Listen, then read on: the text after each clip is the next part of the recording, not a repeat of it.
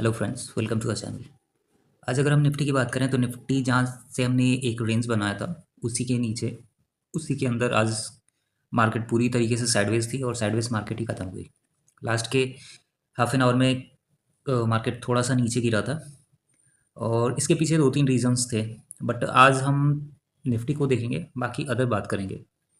Actually आज कुछ ऐसा हुआ है, मतलब वैसे तो बहुत टाइम से कुछ ना कुछ होते रहता है, बट अभी क्या है कि अभी कुछ दिन पहले मैंने 2-3 ट्विटर पे कुछ स्क्रीनशॉट्स देखे थे, जहाँ पे क्या होता है कि लोगों के स्टॉप लॉस पहले हिट हो जाते हैं और प्राइस वहाँ पे पहुँचता भी नहीं है। तो आज मेरे साथ ऐसा हुआ था।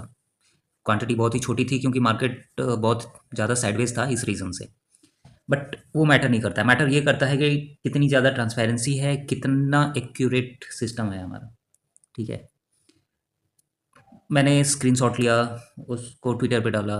बट वहाँ पे क्या है कि जीरोधा का एक सपोर्ट सिस्टम आता है, फिर वहाँ से कहता है कि आप टिकट रेज़ कीजिए, बट वो कुछ होता नहीं है।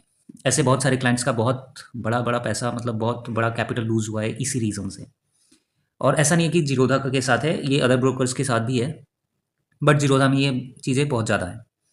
सेकेंड थिंग कि मैंने जीरोधा पे ही नहीं, मैंने 2-3 और ब्रोकर्स के साथ चेक किया, जिस जैसे धन पे है। ठीक है, तो मैं उस पे थोड़ा-सा बात करता हूँ, उसके बाद से हम मार्केट पे देखेंगे। तो आज मॉर्निंग में क्या था कि मार्केट थोड़ी-सी साइडवेज थी और मुझे लग रहा था कि थोड़ा, मतलब उतना ज़्यादा तो नहीं, बट नेगेटिव है। ठीक है, इस रीज़न से मैंने पुट ली थी, 24,500 की पुट ली थी।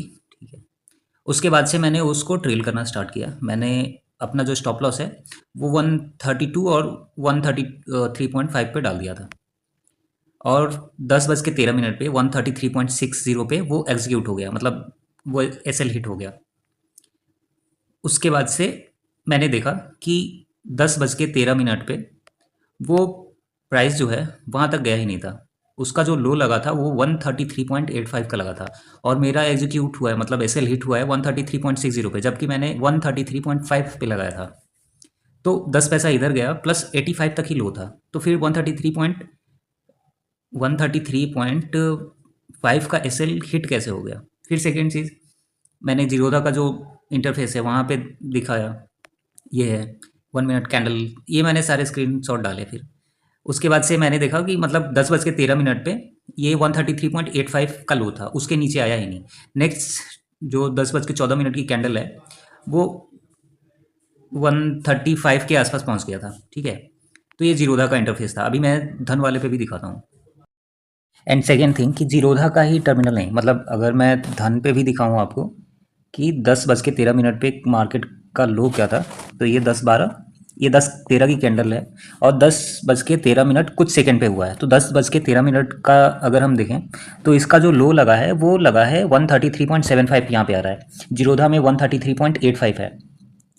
ठीक है, तो ये एक्चुअली प्रॉब्लम है ब्रोकर्स के साथ, और ये जीरोधा के साथ कुछ ज़्यादा ही है। बहुत सारे, मैं बहुत बार देख चुका हूँ ट्विटर पे कि चलो मेरा तो खैर छोटा सा लॉस है, वो मैटर नहीं करता, बट अगर मेरे पास कोई बड़ी क्वांटिटी होती, ह्यूज क्वांटिटी होती, तब मुझे बहुत ज़्यादा पेन होता। और अभी अगर हम देखें तो 133.75 का है, मैंने 133.5 का ऐसे लगाया था, जो कि हिट नहीं होना चाहिए। पता नहीं कैसे हिट हो गया। इसका जो हाई लगा है वो ऑलमोस्ट 153 के आसपास लगा है, बट अगर हम देखें तो काफ़ी टाइम तक ये उस रेंज के नीचे नहीं आया, मतलब 133.5 तो आया ही नहीं है। उसके बाद से 10:30 पे जो नेक्स्ट कैंडल बना है वहाँ पे इसका एसएल हिट होना चाहिए था, बट ये 10:13 पे ही एसएल हिट हो गया। इसका लॉजिक मुझे समझ में नहीं आया। मैंने जब ट्वीट किया तो उसका कोई रिस्पॉन्स नहीं आया, मतलब वहाँ पे बस यही एक आया जीरोधा सपोर्ट की तरफ से कि आप टिकट रेज कीजिए, वहाँ पे अपनी जो भी प्रॉब्लम्स हैं उसको कीजिए, बट वहाँ से at the end of the day कोई रिजल्ट नहीं आता है, तो वेस्ट ऑफ एनर्जी है। एक्चुअली जीरोधा में ना ये शुरू से ही इशू रहा है। अगर आप देखोगे तो मेरा जो एग्जीक्यूशन हुआ है, एसएल हिट हुआ है, वो 10:13 26 यानी कि मतलब क्या ही बोले यहाँ पे। तो मेन जीरोधा का जो इशू है वो बहुत बार होता है कि जैसे बड़ा कोई इवेंट होता है, जैसे उस टाइम उनका सर्वर में पता नहीं क्या ही हो जाता है, ग्लिचेज आने स्टार्ट हो जाते हैं, ऑर्डर एग्जीक्यूट नहीं होगा, ऑर्डर ऐसे ही दिखने लगेगा, मतलब बहुत प्रॉब्लम है। नॉर्मल डेज़ के लिए सही है, बट ये जो इशू है ना एसएल हिट होने का, एसएल हंटिंग का, वो बहुत ही बेकार है। मतलब कैसे हो सकता है यार। तुम खुद सोच के देखो कि 133.5 पे तुमने ऐसे लगाया और वो एग्जीक्यूट हो रहा है 133.60 पे, ऐसे कैसे हो सकता है? एटलीस्ट 133.5, या फिर देखो मेन क्या होता है स्टॉप लॉस में कि ब्रैकेट होता है। अगर स्टॉप लॉस की बात करें तो स्टॉप लॉस में सपोज मैंने 133.5 डाला और उसके नीचे 132 डाला, तो उसके बीच में जो भी प्राइस मिलेगा ना उसमें एग्जीक्यूशन होना चाहिए, ना कि 133.60 पे उसके ऊपर। तो ये लॉजिक मुझे कुछ खास समझ में नहीं आया, और ये जीरोधा के साथ है इवन। देखो मेन क्या है ना कि यहाँ पे जो इन्वेस्टर है ना उनके बिहाफ में कोई कुछ है नहीं, मतलब ब्रोकिंग फर्म्स जितनी भी हैं वो ऐसे ही धांधली करते रहते हैं, स्कैम करते रहते हैं, तो ये चलते रहता है।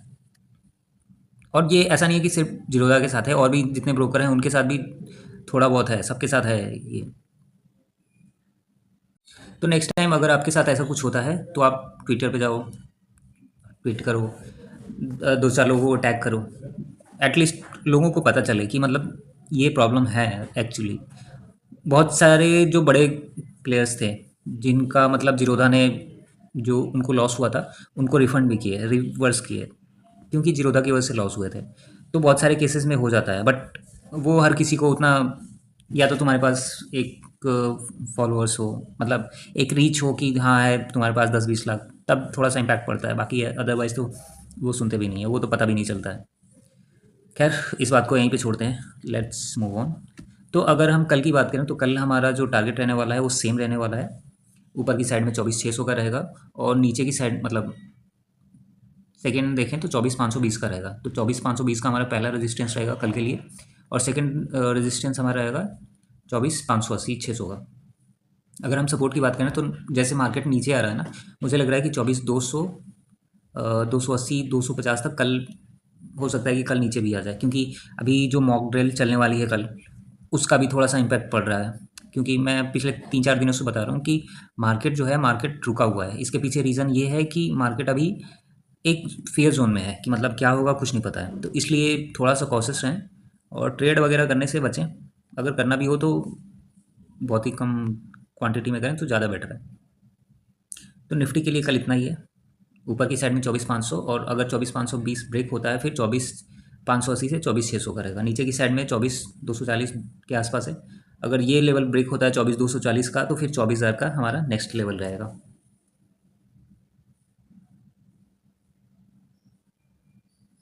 अगर हम बैंक निफ्टी की बात करें तो बैंक निफ्टी अपने लेवल पे पहुंच चुकी है, लेकिन निफ्टी थोड़ी सी दूर है। अगर मैं कैंडल्स की बात करूं तो निफ्टी अभी इस जोन के आसपास है, बैंक निफ्टी यहाँ पे पहुंच गया है, तो निफ्टी भी कोरिलेट करेगा और वहाँ पे आ जाएगा। बट इसके बाद से अगर हम बैंक निफ्टी की बात करें तो बैंक निफ्टी में एक बहुत बड़ा गैप दिख रहा है यहाँ पे, जो कि मतलब आने वाले टाइम में हो सकता है कि एक अच्छा खासा फॉल देखने को मिले, अगर हम बैंक निफ्टी की बात करें तो। क्योंकि बैंक निफ्टी में दूर दूर तक कोई सपोर्ट दिख नहीं रहा है अभी के लिए। ठीक है, तो अगर ये लेवल ब्रेक होता है तो फिर जो नेक्स्ट लेवल निकल के आएगा वो 52,000 का ही है। उसके आसपास यहाँ पे कोई सपोर्ट नहीं है, तो मार्केट जैसे गई है वैसे हो सकता है कि 52,000 एक बार फिर से टच करे। और अगर बैंक निफ्टी 52,000 टच करती है, अगर हम 15 मिनट टाइम फ्रेम पे देखें तो काफ़ी अच्छा पैटर्न बना हुआ है, एक डबल टॉप टाइप में। और ये इसका जो एक बेसिक सी यहाँ पे मतलब मेनली कंफर्मेशन का है तो ज़्यादा बेटर रहेगा। तो कंफर्मेशन हमें तब मिलेगा जब ये 54,200 के नीचे ट्रेड करना स्टार्ट कर देगा। तो जैसे ही 54,000 का लेवल ब्रेक होता है फिर यहाँ पे एक अच्छा खासा गैप दिख रहा है कि मतलब यहाँ पे टारगेट हमें काफ़ी बड़ा मिल सकता है बैंक निफ्टी में। तो बैंक निफ्टी में मतलब इस वीक के लिए डाउन साइड काफ़ी अच्छा टारगेट है 52,000 तक का, मतलब 2,000 पॉइंट का टारगेट है। हमें कुछ नहीं करना है, हमें छोटा सा एक स्टॉप लॉस रखना है इस लेवल पे 54,600। यहाँ से 300-400 पॉइंट का स्टॉप लॉस रख के हम 2,000 पॉइंट के लिए जा सकते हैं बैंक निफ्टी में। अगर हम निफ्टी में देखें तो निफ्टी में भी कुछ खास मतलब जैसे बैंक निफ्टी में डबल बॉटम बना है, तो बैंक निफ्टी में जैसे बना है निफ्टी में उतना ज़्यादा कुछ खास है नहीं। तो अभी जैसे ये पैटर्न बना है तो इस पैटर्न के ऊपर है, बट बैंक निफ्टी में इसके अपोजिट था। और निफ्टी में क्या है कि मार्केट यहीं पे मूव कर रहा है। अगर मार्केट को फॉल करना होगा ना तो सबसे बड़ा टारगेट इसका यहाँ पे ये आएगा 23,800 का। और हाल फिलहाल में ना अभी 24,200 ठीक ठाक एक सपोर्ट टाइप दिख रहा है। तो सबसे पहले अगर मार्केट में मतलब एक ज़्यादा फॉल आएगा किसी भी रीज़न से हो सकता है। तो सबसे पहले 24,200 और 24,000 का लेवल टेस्ट होगा फर्स्ट। अगर वो ब्रेक हो जाता है, ईज़िली ब्रेक हो जाता है, फिर जो नेक्स्ट टारगेट निकल के आएगा नीचे की साइड में वो 23,880 का निकल के आता है। और अगर 23,880 भी ब्रेक हो जाता है आने वाले टाइम में, जैसे कि अगर डबल बॉटम बनता है तो तब फिर जो नेक्स्ट लेवल आएगा वो 23,200 और फिर 23,000 का आएगा। तो मेन ये जो वीक है ना, आने वाले 3 दिन ये काफ़ी इंपॉर्टेंट है। अगर बैंक निफ्टी में जो सिनेरियो बन रहा है वो बन गया तो फिर 52,000 आ जाएगा। बट अगर निफ्टी की बात करें तो निफ्टी में क्या है कि निफ्टी 24,000 का लेवल अगर ब्रेक होता है फिर 23,880। स्टेप वाइज चलते हैं। 23,880 एक क्रूशल लेवल है। वैसे तो 23,900 का है यहाँ पे। देखो मेन क्या है ना कि जब भी डबल बॉटम बनता है ऐसे, तो ये जो नेक होता है ना, ये कंफर्मेशन है कि मतलब इसके नीचे अगर किसी भी दिन ट्रेड करना स्टार्ट कर दिया तो फिर यहाँ पे एक छोटा सा स्टॉप लॉस रख के टारगेट काफ़ी बड़ा हो जाएगा। मतलब यहाँ पे निफ्टी की बात करें तो 600 पॉइंट का है, वहाँ पे बैंक निफ्टी में 2,000 पॉइंट का है। तो ये सारी चीज़ें हैं। यहाँ पे भी अगर शॉर्ट करने के लिए हम जाएँ तो बेस्ट ऑप्शन है 24,500 का एक छोटा सा स्टॉप लॉस रख के। यहाँ पे हमें 200-250 पॉइंट का स्टॉप लॉस रखना है और फिर हमें यहाँ पे पाने के लिए इतना है, मतलब ऑलमोस्ट अगर देखें तो 1,000 पॉइंट्स हैं निफ्टी में। तो बट ये कंफर्मेशन कब होगा, जब निफ्टी स्लाइटली नीचे की तरफ आए, 24,200 ब्रेक हो, फिर 23,800। मतलब हमें अगर कंफर्मेशन के लिए वेट करें तो 23,800 का वेट करना पड़ेगा। बट 23,800 मतलब ऑलमोस्ट 500 पॉइंट। तो हमें क्या है कि अगर हम यहाँ पे थोड़ा सा रिस्क एपेटाइट अपना बढ़ाते हैं तो हम यहाँ पे थोड़ा सा शॉर्टिंग की तरफ देख सकते हैं। तो आज के लिए इतना ही। आई होप मॉक ड्रिल एक बस, मतलब क्या ही कहें, मॉक ड्रिल का मुझे देखो, to be honest mock drill का मुझे कुछ समझ में नहीं आता है। वैसे देखो, जो भी करेंगे, आर्मी जहाँ पे भी इन्वॉल्व होगी वहाँ पे तो एज ए इंडियन सिटीज़न हमारा फुल सपोर्ट रहेगा। बट कुछ खास मुझे मतलब समझ में नहीं आ रहा है कि चल क्या रहा है, हो क्या रहा है। खैर, इन सब बातों पे पानी फिर। तो चलो आज के लिए इतना ही। Thank you for watching this video.